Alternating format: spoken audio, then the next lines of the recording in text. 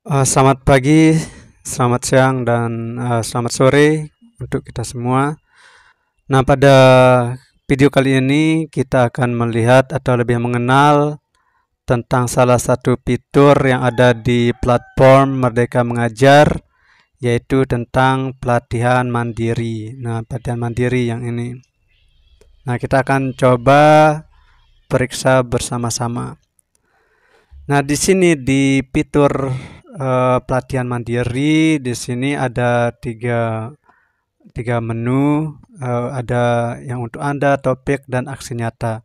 Yang untuk Anda ini adalah daftar topik yang direkomendasikan untuk satuan pendidikan kita, karena ini pelatihan mandiri ini sudah tersinkronisasi dengan rapor pendidikan.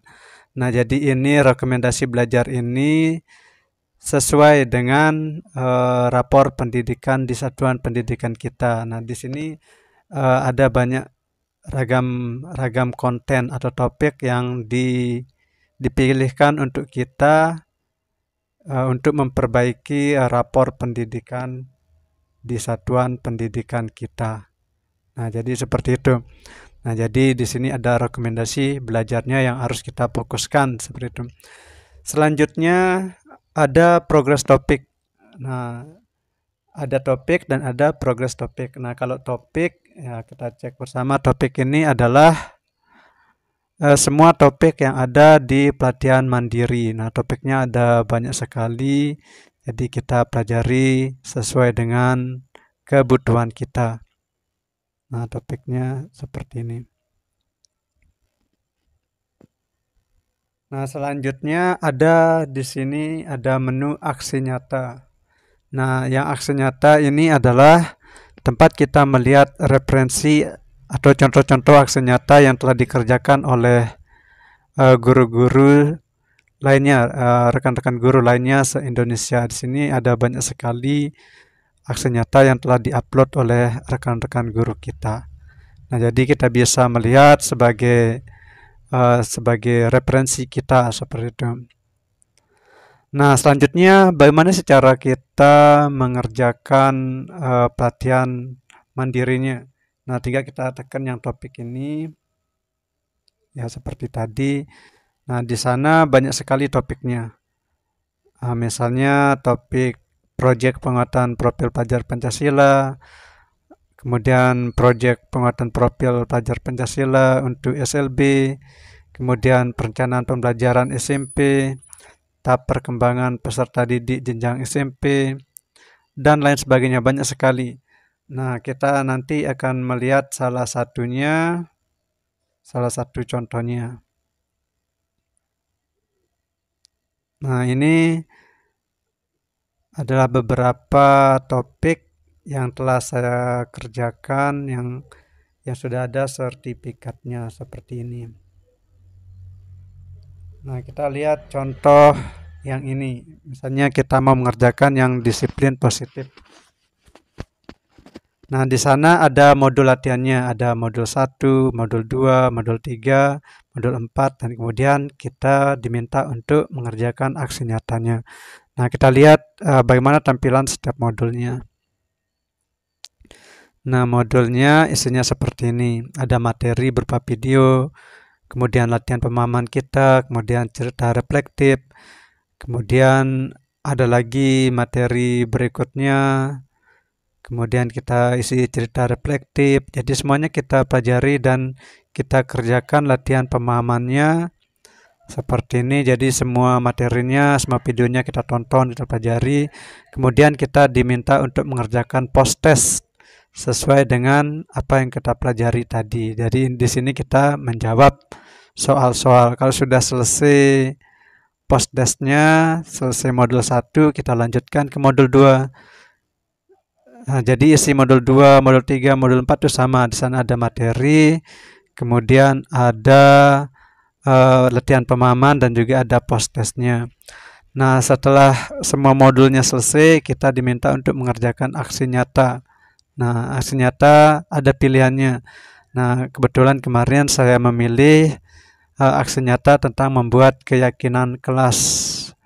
Nah, di sana pertama-tama kita menulis deskripsi dari aksi nyata kita, kemudian kita membuat refleksi seperti ini.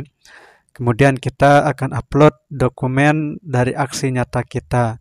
Nah, jadi aksi nyata membuat keyakinan kelas, kita buat dulu materinya, boleh di Canva, boleh di PowerPoint seperti ini. Membuat keyakinan kelas. Nah, seperti itu saya buat materinya seperti ini menggunakan Canva. Nah, seperti ini. Nah, selanjutnya ada dokumentasi umpan balik siswa membuat keyakinan kelas. Nah, jadi di kelas selain membuat materi ini di kelas, saya praktekkan di kelas dengan siswa. Jadi dengan siswa saya jelaskan keyakinan kelas itu apa, bagaimana cara membuat keyakinan kelas dan lain sebagainya seperti di slide tadi. Kemudian semua peserta didik membuat keyakinan kelas. Nah, di saat mereka membuat keyakinan kelas, itu kita foto, ada dokumentasinya. Nah, ini adalah dokumentasi mereka membuat keyakinan kelas yang ini. Nah, ini adalah dokumentasinya ketika membuat keyakinan kelas. Jadi ada siswa mengajukan keyakinan kelas apa yang mereka usulkan dan lain sebagainya. Nah, ini juga fotonya.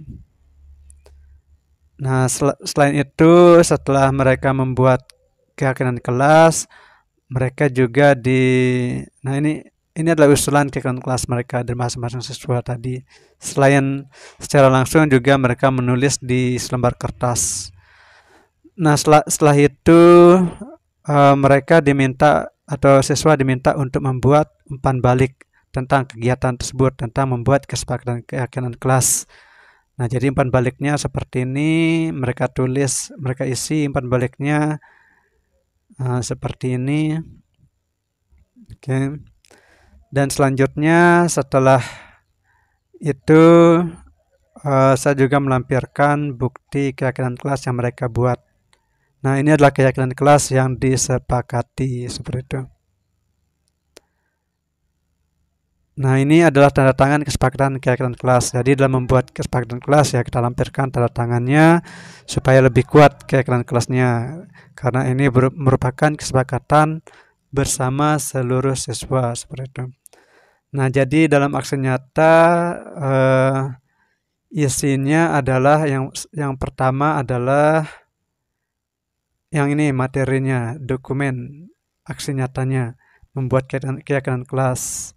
Selanjutnya yang kedua umpan balik kegiatan tersebut dan juga ada dokumentasi kegiatannya dan juga ada keyakinan kelas yang dihasilkan seperti itu. Nah, selanjutnya kalau aksi nyata sudah selesai kita kirimkan dan kita menunggu beberapa minggu untuk validasi.